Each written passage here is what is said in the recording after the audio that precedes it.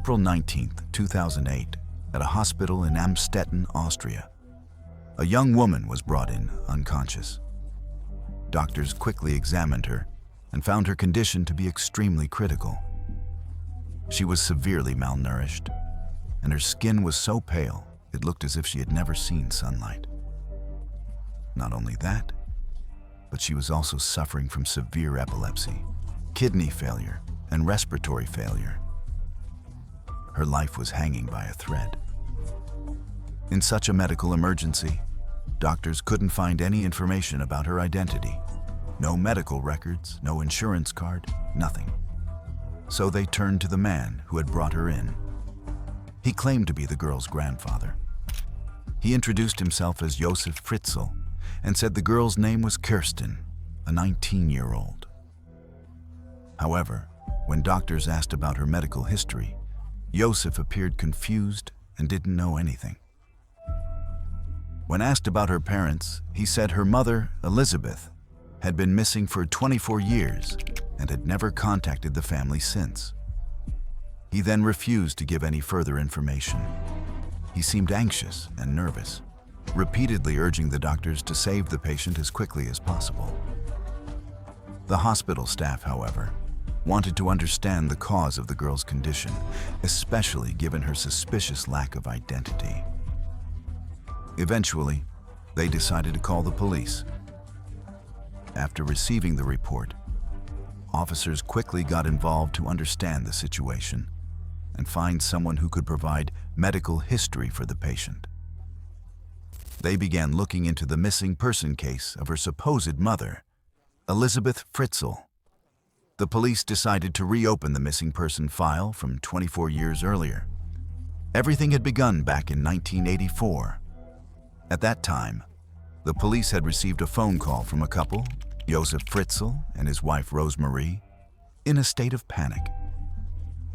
They reported that their 18-year-old daughter, Elisabeth Fritzl, had gone missing.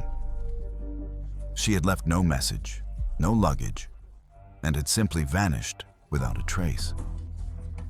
The couple rallied friends and family to search all night. They looked everywhere, from the school to the train station to her friends' houses, but found nothing. In desperation, they reported her disappearance to the police, hoping authorities could help find Elisabeth. Where was she? Why had she left without saying goodbye? Carrying those questions, the police began searching for the missing 18-year-old girl and trying to understand her background. According to relatives, Elisabeth was a pretty sweet blonde girl, but quite introverted. Even as a child, she was different from her peers. She didn't like to talk much and often stayed in her own world, sometimes sitting for hours staring out the window. One childhood friend recalled, "When we were together, we always had fun.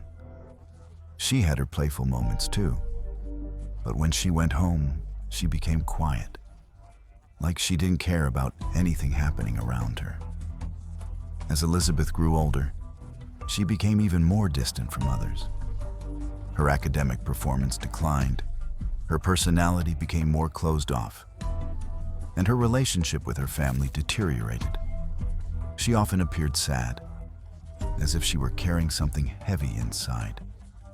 2 years before her disappearance, Elisabeth had run away from home with a friend, planning to attend university and start a new life.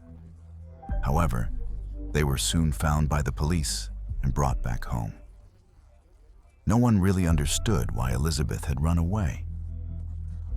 Maybe it was teenage rebellion, a desire for freedom, or perhaps the result of her father's strict control.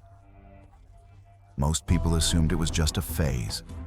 No one truly tried to understand what was going on in her mind. That's why, when she disappeared in 1984, everyone, including the police, believed it was just another runaway case. Then something happened that seemed to confirm that theory. A few weeks after her disappearance, Elisabeth's parents received a letter. In it, Elisabeth wrote, "I want to leave this house. I've joined a cult. Don't try to find me. However, her friends didn't believe it. According to them, while Elisabeth was quiet and a bit rebellious, she would never join a cult. She was also tightly controlled by her family, barely allowed to go out or see friends. Given that, the idea of her joining a cult was highly unlikely. Taking the testimony of Elisabeth's friends seriously, the police decided to continue the investigation instead of closing the case based on the letter. To understand Elisabeth's actions, they turned their attention to her family life. Elisabeth was the fourth of 7 children, born to Josef and Rosemarie Fritzl. The family lived in Amstetten, Austria, and were relatively well off. Josef was an engineer who liked to build things. He even constructed a swimming pool in their yard so the children could play during summer.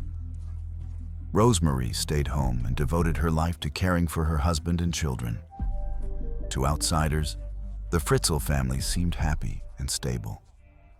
Josef was considered a model citizen, gentle and kind in both work and personal life. He was respected by his neighbors. But behind closed doors, Josef was nothing like the image he portrayed. He was a strict authoritarian. Rosemarie had no say in family decisions, and the children lived in constant fear of being beaten. Those who knew the family more closely realized that Josef was not a kind man, but a tyrannical abuser. His controlling behavior was especially severe with Elisabeth. He was possessive to an unhealthy degree. Wherever he went, he took her with him. He read her private diary, never allowed her to go out freely, and forbade her from seeing her boyfriend. Even when friends came over to visit Elisabeth, he would drive them away immediately. All of this led the police to suspect that Elisabeth's troubled relationship with her father might have something to do with her disappearance. They believed Josef's excessive control and emotional abuse could have pushed Elisabeth to the breaking point and made her run away. Based on that theory, however, the police did not investigate further. A year later, the case was closed, and the name Elisabeth Fritzl would not be mentioned again, until 24 years later. Back in 2008, when the police interrogated Elisabeth's father, a shocking story began to unfold. From his testimony, they learned that Kerstin was not Elisabeth's only child. During the years Elisabeth had been missing, she had supposedly left 3 babies in front of her parents' home, each time with a note asking them to take care of the child. Josef Fritzl told the police that he had found the girl, Kerstin, lying unconscious in front of his house. At first, he claimed he didn't know who she was. Then he said he had found a note that, according to him, was written by Elisabeth, just like before, asking him to look after Kerstin, who was sick and needed medical attention. At first glance, it appeared to be a case involving an irresponsible mother who had vanished for 24 years, given birth to children outside of marriage, and kept abandoning them at her family's doorstep. In the eyes of the public, Elisabeth seemed like a reckless, stubborn daughter, and Josef came across as a tired old man, worn out physically and emotionally. Meanwhile, the hospital was desperately trying to keep Kerstin alive. But due to the unknown illness and unclear circumstances, doctors couldn't determine a specific treatment plan. Kerstin had been in a coma for several days, and her condition remained extremely critical. At this point, the most urgent task was to find Elisabeth. The police released information to all major media outlets, hoping to raise public awareness and find clues about her whereabouts. Television stations and newspapers across Austria began reporting on the case. Kerstin's photo and the story of her missing mother were everywhere. The doctor treating Kerstin also participated in interviews, warning the public about how serious her condition was. Now, it wasn't just Kerstin who needed her mother. The entire country was hoping for Elisabeth to return. But days went by, and there was still no sign of her. just when all hope seemed lost, something incredible happened. The woman who had been missing for 24 years suddenly reappeared, shocking everyone. She had been gone for 24 years, so why did she suddenly return? Did she see the news and decide to come home? Amid growing public speculation, on April 26, 2008, Elisabeth Fritzl appeared at the hospital with her father, Josef. At that time, Elisabeth was 42 years old. She was thin, her hair had turned gray, and her spirit seemed broken. Her face was tense and filled with anxiety. She didn't look like a woman in her 40s.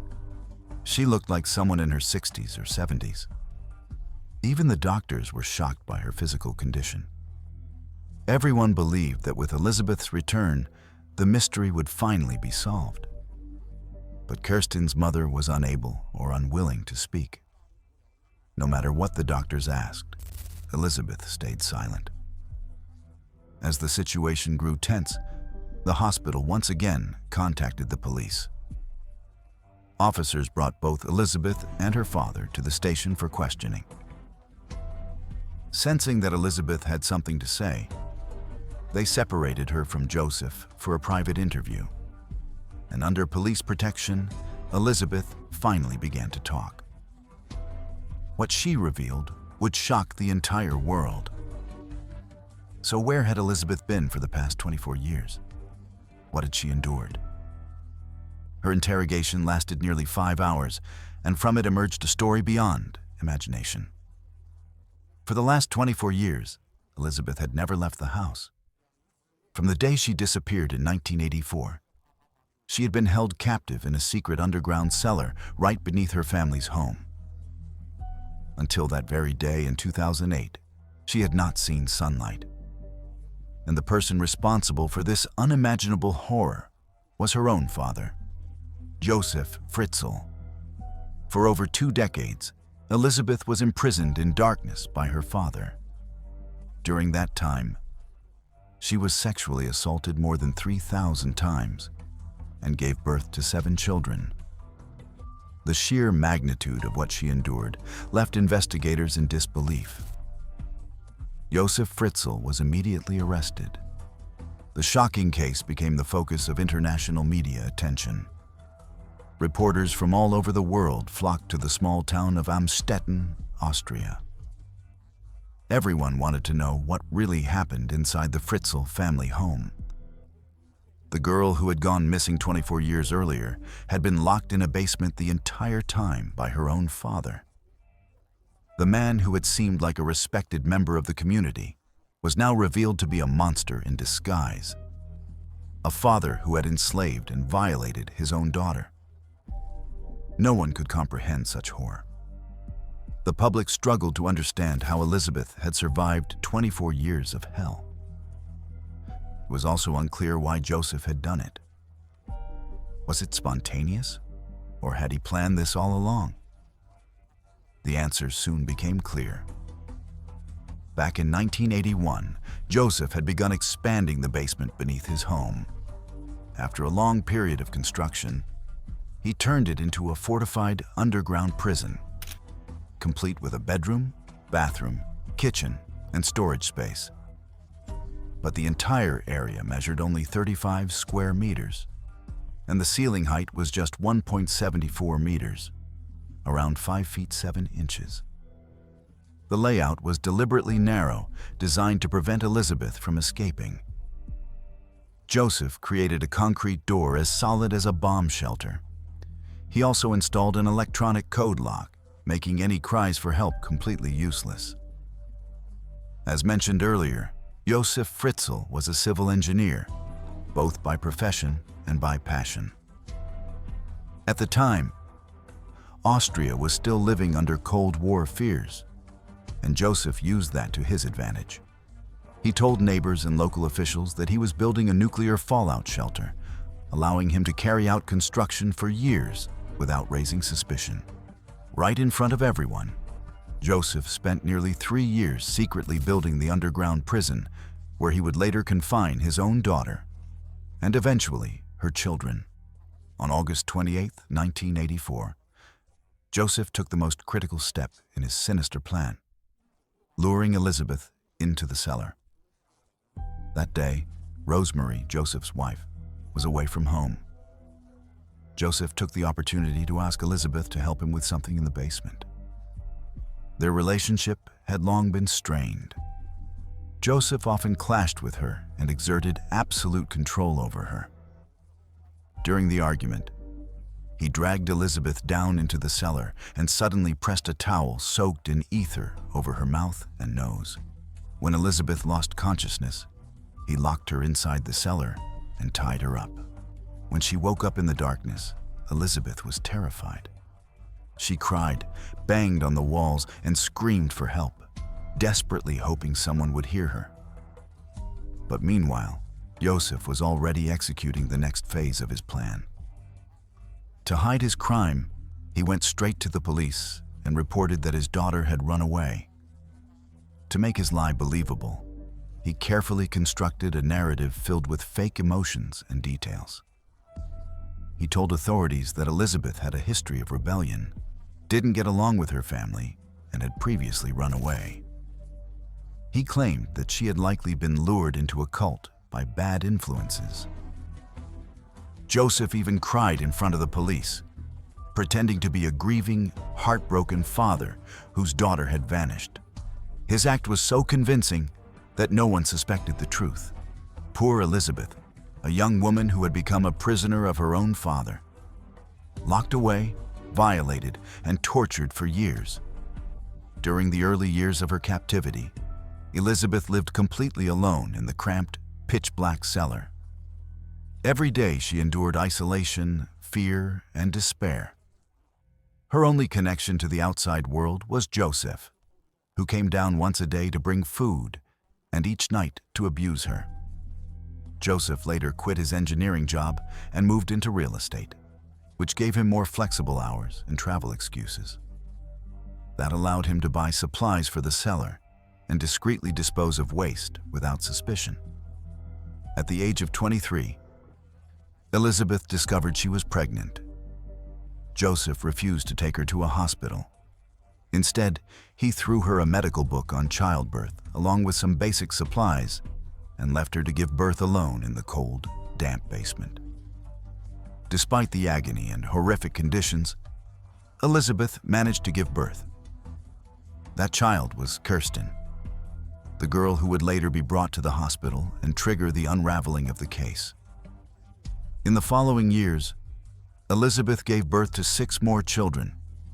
In 1996, she gave birth to twins. One of them, Michael, suffered from respiratory distress at birth and needed immediate medical care. Elisabeth begged Josef to take the baby to a hospital, but he refused. Michael died in Elisabeth's arms after 3 days of suffering. The physical pain of childbirth was nothing compared to the emotional torment of watching her newborn die, knowing it could have been prevented. After Michael's death, Josef incinerated the baby's body in a furnace located in the backyard. He called it a burial, but in reality, it was an attempt to erase evidence. To Josef, Michael was nothing more than a problem to be disposed of. As more children were born, the cellar became increasingly cramped. Josef later expanded it to about 55 square meters, but even that wasn't enough. Over time, Elisabeth gave birth to a total of 7 children: Kirsten, Stefan, Lisa, Monica, Alexander, Michael, and Felix. These children were not only the products of repeated sexual assault, they were also tools Josef used to control Elisabeth. He believed that even if Elisabeth somehow escaped one day, no one would ever accept a woman with 7 children, especially when they were the result of incest. In his twisted mind, this would ensure she remained dependent on him forever. Even if she managed to flee the cellar, she would never truly escape his control. But Josef underestimated Elisabeth's will. She wasn't just a woman, she was a mother. The pain she endured didn't break her, it made her stronger. After giving birth to her children, Elisabeth began to feel the warmth of love again, something she had been deprived of for so long. She clung to hope and devoted herself to teaching her children how to read and write, trying to shield them from Josef's cruelty. The children's only connection to the outside world was through an old radio. They learned and imagined what life was like beyond the cellar walls through Elisabeth's stories. She told them about trees and flowers, about the 4 seasons, reminiscing about a world she herself had only briefly known. As time passed, the cellar became far too cramped. Josef decided to bring some of the children upstairs to raise them in the house. But doing so required secrecy. Ever the calculating manipulator, he devised a meticulous plan. He forced Elisabeth to write a letter to her parents, stating that she could not care for her baby and wanted them to adopt the child. Then, when no one was around, Josef secretly took 9-month-old Lisa out of the cellar and left her on the family's doorstep. He waited for his wife, Rosemarie, to find the crying baby while pretending to be completely unaware. The plan worked perfectly. Lisa was adopted. Josef repeated the same scheme with Monica and Alexander. In this way, he openly raised 3 of his own biological children, born of incest, as his grandchildren. Josef lived a double life. Upstairs, he was the image of a loving father and grandfather. Downstairs, he was a devil in human form. For 24 years, he never let his guard down and never once mentioned the secret cellar. He kept everything hidden, even himself. Many people wondered how, for all those years, Rosemarie, his wife who lived upstairs with 7 other children, could be completely unaware. It sounded unbelievable. When questioned by police, family members explained that the basement was always off limits. Josef ruled the house with fear and violence.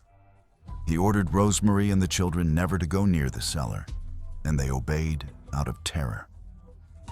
He also forbade anyone from mentioning Elisabeth's name. Anyone who disobeyed would suffer brutal beatings.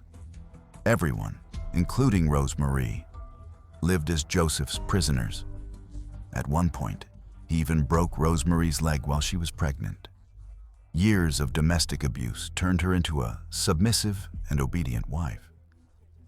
Some have speculated that Rosemarie may have known the truth, that Elisabeth was imprisoned beneath their home, but was too terrified to speak out.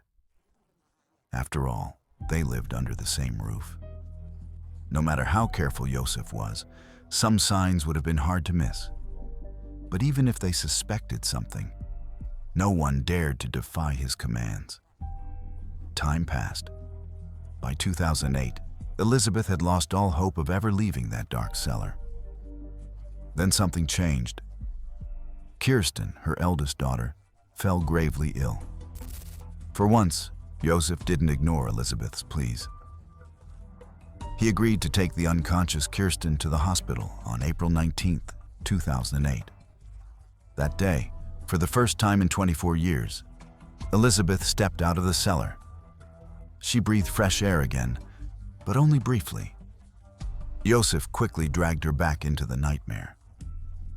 But this time, things spun out of his control faster than he had anticipated. Police launched an investigation, and major newspapers reported on the case, calling on the public to help locate Elisabeth. Perhaps out of fear that further investigation would expose more, or overconfident in his control, Josef took the risk of bringing her to the hospital on April 26th.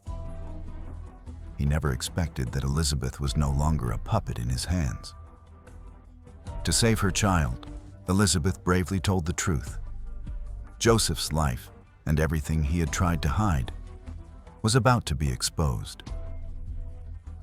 Josef Fritzl was born in 1935 in Amstetten, Austria. He was an only child. When he was young, his father abandoned the family, leaving Josef to be raised by his mother. However, Josef described her as cruel and abusive. He called her the devil and claimed she never wanted children. She showed him no affection and often took out her anger on him, beating and scolding him for minor mistakes, sometimes even fabricating reasons to punish him. In 1956, Josef married Rosemarie. His mother eventually moved in with the couple. By this time, Josef was no longer the helpless boy he once was. Now an adult, he saw his chance to take revenge on his abusive mother. He told others that she had died, but instead, he secretly locked her in the attic, sealing the windows with wooden boards. He kept her imprisoned there for 20 years, until her death in 1980.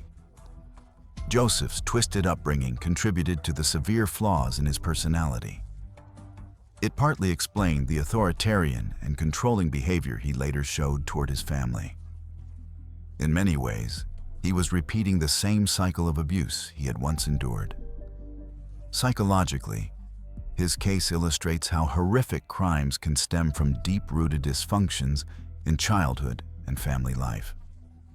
Josef experienced a distorted, incomplete socialization process, especially regarding empathy, relationships, and moral boundaries. This led to a severe lack of compassion and fueled his perverse, sadistic desires. As an adult, Josef often felt sexually frustrated. He would spy on couples through their windows and lurk around parks watching women. On multiple occasions, he attacked them when they were alone or distracted. In 1967, at the age of 32, he followed a 24-year-old nurse home and raped her. He was also suspected of assaulting another 21-year-old woman. He was eventually sentenced to 18 months in prison, though 12 months of that sentence were suspended. Despite the conviction, Rosemarie did not leave him. Instead, she covered for him, telling others that Josef was simply away on a business trip. Looking back, many believe that if Rosemarie had recognized the danger and left him then, Elisabeth might have been spared the horrors that came later. By that time, Josef had developed into a full-blown psychopath, with a calculating and depraved criminal mind. Unable to act on his perversions openly, he began planning to build a hidden prison to fulfill his twisted desires. 6 years later, he carried out this monstrous plan, using his own daughter, Elisabeth, as the victim. On October 13, 2008, Austrian authorities officially filed an indictment against Josef Fritzl, charging him with murder, kidnapping, unlawful imprisonment, and rape. On March 16, 2009, his trial began in the city of St. Pölten, Austria, not St. Petersburg, as some reports mistakenly stated. A large number of reporters from international news outlets gathered at the courthouse.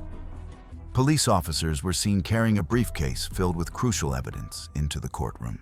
One juror later recalled that Josef's eyes looked like a deep, cold, and terrifying ice cave. During the trial, Josef tried to defend himself by claiming that everything he did was to protect Elisabeth. He insisted the outside world was too dangerous and that he acted for her own good. He also claimed Elisabeth had been a difficult daughter and that, as a father, he couldn't allow her to leave home and fall into the wrong crowd. However, according to the police investigation, Josef had begun sexually abusing Elisabeth when she was just 11 years old, back in 1977. This revelation explained her frequent attempts to run away from home, as well as her deep sadness and emotional withdrawal throughout her youth. Elisabeth did not attend the trial in person. Instead, she agreed never to see her father again and provided her testimony via a recorded video statement. As he listened to her words, Josef appeared shaken for the first time. He no longer looked indifferent. He apologized to the family for the harm he had caused and eventually pleaded guilty to all charges. On the fourth day of the trial, the court sentenced Josef Fritzl to life imprisonment, with a minimum term of 15 years before being eligible for parole. He accepted the sentence and did not file an appeal. During the trial, Rosemarie Fritzl, Josef's wife and Elisabeth's mother, did not appear and refused to testify. Whether she truly knew what had happened to her daughter remains a mystery to this day. Elisabeth and her children were taken to a hospital for medical and psychological evaluations. Physically, they were in relatively stable condition, but their emotional recovery would take years. The child, who had been in critical condition, Kirsten, made a full recovery after 2 months and was reunited with the family. The entire family underwent over a year of intensive psychological therapy. Together, they learned to adapt to normal life and embrace a new beginning. In May 2017, after 12 years in prison, Josef Fritzl legally changed his name to Josef Meyerhoff. His prison cell was far more comfortable than the underground cellar where he had imprisoned his daughter. It included a private bathroom, a toilet, and even access to a small garden. He was also allowed regular walks outside. In early 2023, a regional court ruled to transfer Josef from a secure psychiatric institution to a regular prison, meaning he would become eligible for parole in 2024 after completing the 15-year minimum. However, in 2024, the parole board decided not to release him, citing serious security and public safety concerns. No punishment could ever undo the immense harm Josef inflicted on Elisabeth, nor restore the 24 years of freedom she had lost. Still, many people felt that even life imprisonment was not enough for such unimaginable crimes. The prosecution later announced plans to appeal the parole-related decision. Psychologists also confirmed that Josef would continue undergoing full psychiatric evaluation, and if any abnormalities were discovered, new charges could potentially overturn any future parole ruling. Today, Elisabeth is 59 years old. The cellar where she was once held captive has been filled with concrete and no longer exists. But the psychological scars of her imprisonment remain. She now lives in a secret location with her children. They avoid the media and no longer grant interviews or public appearances. They are no longer interested in reliving the past, only in cherishing the present and the happiness they fought so hard to regain. Thank you for watching today's video. Let us know your thoughts about this tragic case in the comments below. And don't forget to like and subscribe. See you in the next one.